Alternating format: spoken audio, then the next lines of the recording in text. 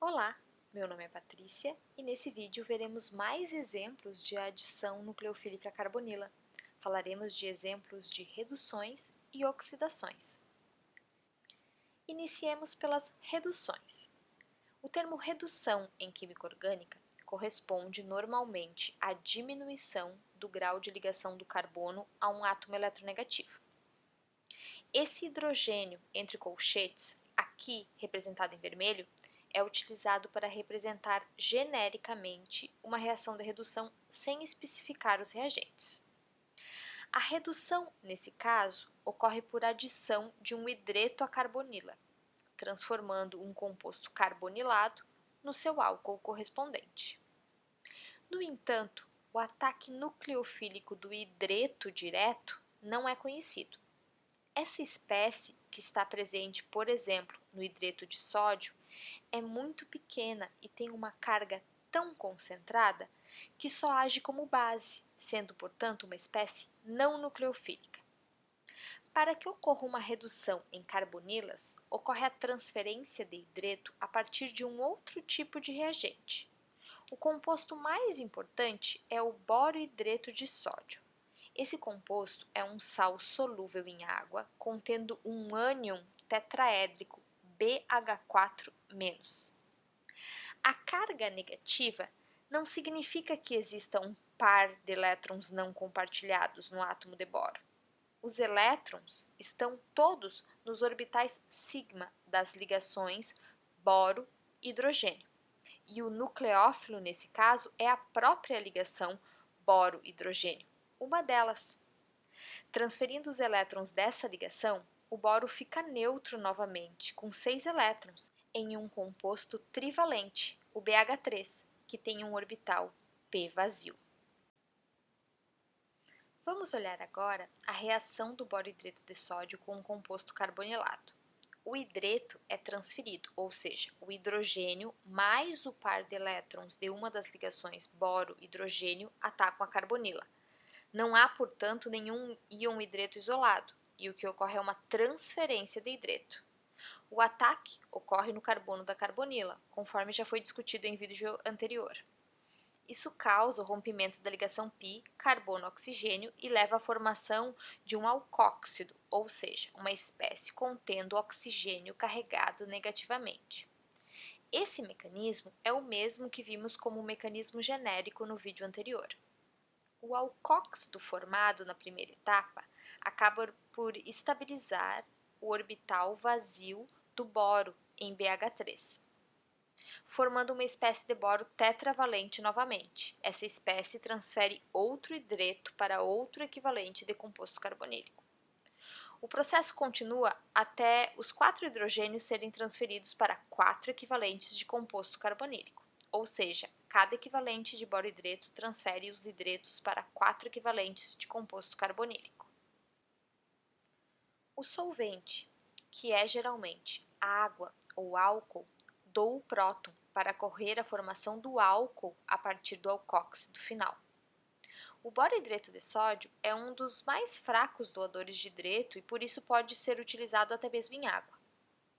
O borohidreto de sódio reage com aldeídos e cetonas, embora reaja mais lentamente com cetonas, mas não reage com grupos menos reativos, como ésteres e amidas. Portanto, em uma molécula contendo um éster e um aldeído, em uma reação com borohidreto de sódio, somente o aldeído será reduzido, sendo uma reação quimioseletiva. Para ocorrer a redução em carbonilas menos reativas, deve-se utilizar o hidreto de lítio-alumínio. Reagentes mais fortes, como o hidreto de lítio-alumínio, reagem com carbonilas menos reativas e reagem violentamente com a água. Devem, portanto, ser utilizados na ausência de umidade.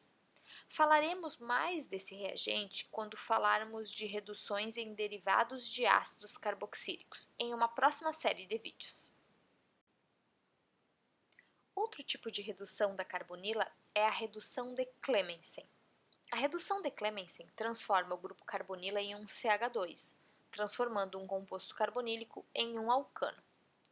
A metodologia original utilizava amálgama de zinco, ácido prótico e aquecimento. Ao longo do tempo, essa metodologia foi melhorada e, para alguns compostos, condições mais brandas funcionam. Por exemplo, reações a 0 graus, usando HBr ou HCl secos e solventes como THF, éter dietílico, anidrido acético ou benzeno. O mecanismo dessa reação não é totalmente compreendido, pois, dependendo das condições reacionais, produtos distintos podem ser obtidos.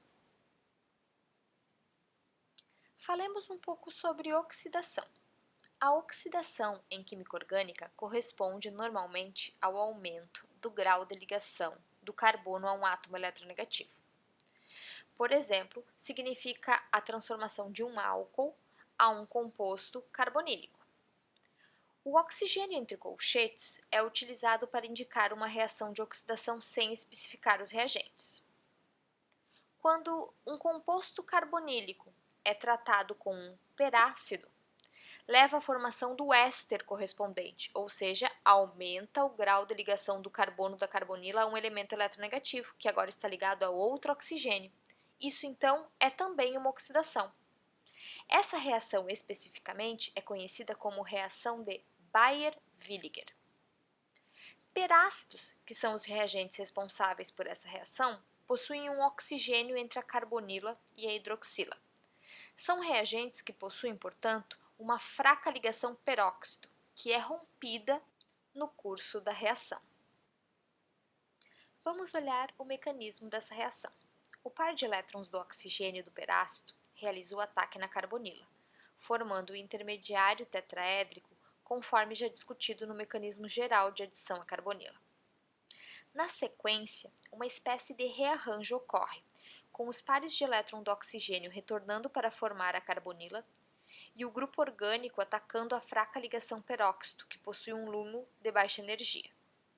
Isso causa a expulsão do carboxilato como grupo abandonador e a inserção do oxigênio entre a carbonila e o grupo orgânico.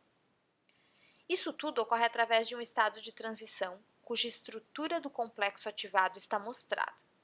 O complexo ativado possui uma ligação π carbono-oxigênio sendo formada, uma ligação sigma carbono-carbono sendo rompida, uma ligação carbono-oxigênio sendo formada e a ligação peróxido sendo rompida, tudo mais ou menos ao mesmo tempo. O produto final é obtido após controle do pH ao final da reação, durante o tratamento final ou workup. Quando dois grupos orgânicos diferentes circundam a carbonila, migrará aquele que melhor estabiliza a carga positiva formada no complexo ativado do estado de transição.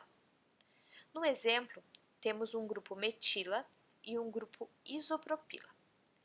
O grupamento isopropila migra com maior facilidade, pois estabiliza melhor a carga positiva do complexo ativado presente no estado de transição da reação. O grupamento isopropila tem um efeito indutivo doador de elétrons maior do que o grupo metila. Revise efeitos químicos se estiverem dúvidas quanto a esse conceito.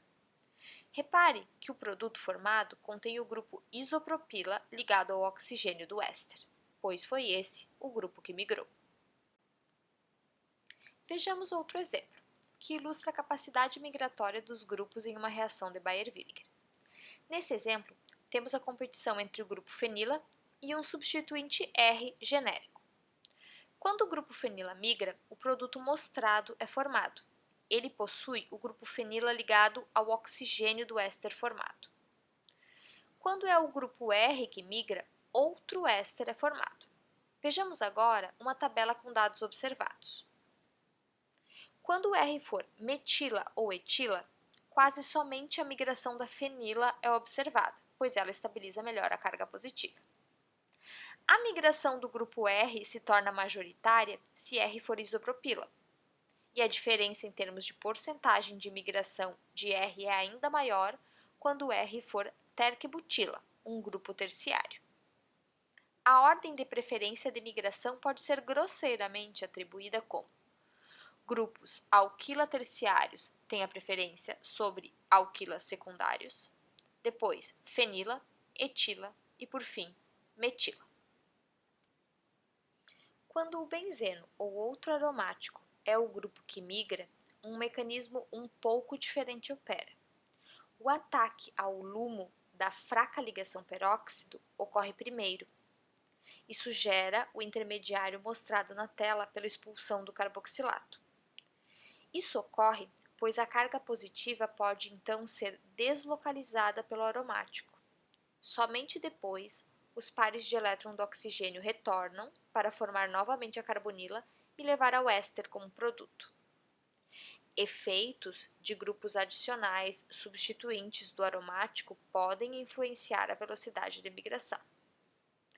No próximo vídeo, continuaremos a falar de reações em aldeídos e cetonas.